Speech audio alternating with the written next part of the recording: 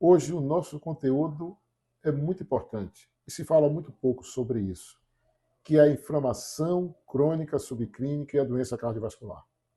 Eu sou Evaldo Rosa, médico cardiologista com foco na cardiogeriatria e na medicina integrativa.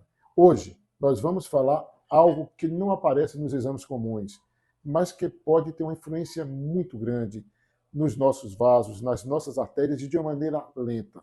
Nós vamos estar falando sobre a inflamação crônica subclínica. Nesse vídeo, você vai descobrir o que é inflamação silenciosa, como essa inflamação silenciosa, como essa inflamação subclínica contribui para o infarto, para o AVC, para a insuficiência cardíaca e até para a morte súbita.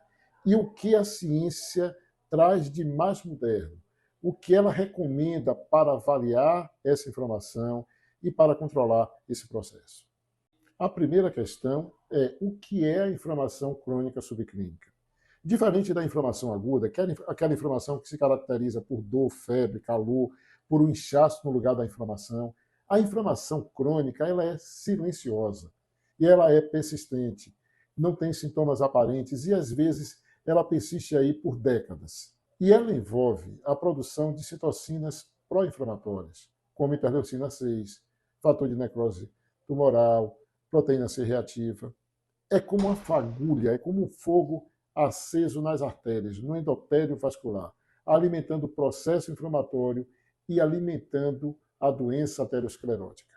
Existe uma relação muito forte entre as doenças cardiovasculares e a inflamação silenciosa.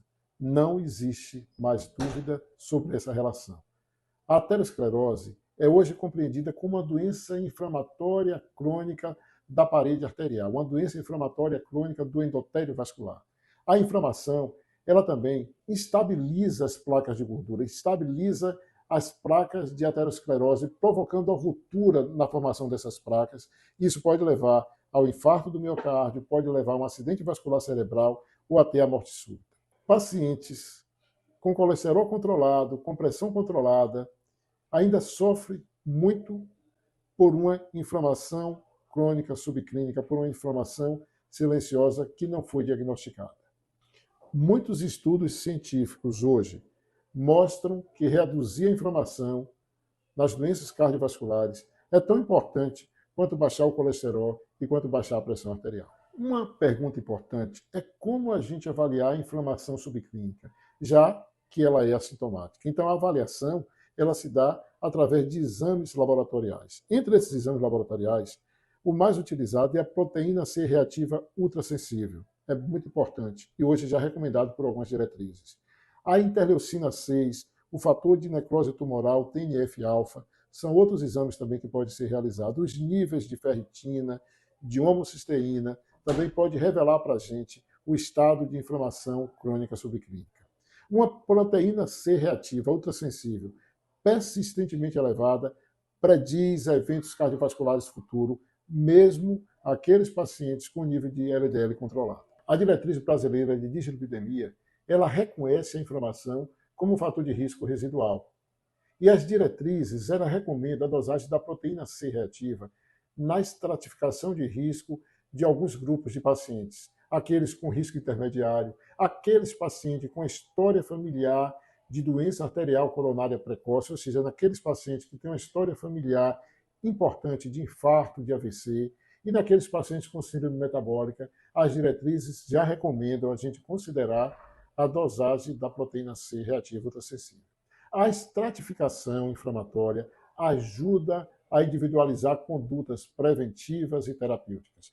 No meu dia a dia de consultório, assim como eu avalio os níveis de lipídios num paciente com doença cardiovascular estabelecida, eu procuro investigar também o perfil inflamatório. Controlar a inflamação crônica subclínica, controlar a inflamação silenciosa, ajuda a reduzir o risco cardiovascular residual, mesmo após o uso das estatinas, de antiplaquetários e de antihipertensivos.